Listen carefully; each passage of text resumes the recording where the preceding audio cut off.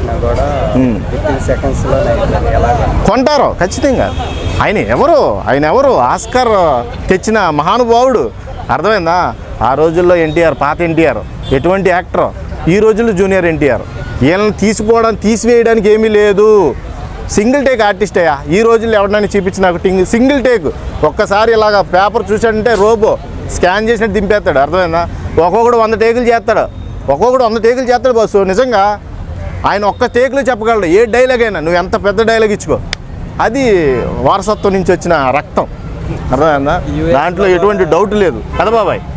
యూఎస్లో కూడా 25,000 టికెట్లు వితిన్ మినిట్స్లోనే అయిపోతాయి బస్సు. ఆయనకున్న క్రియేషన్ అటువంటిది, వారసత్వం, బ్లడ్ పవర్ అటువంటిది.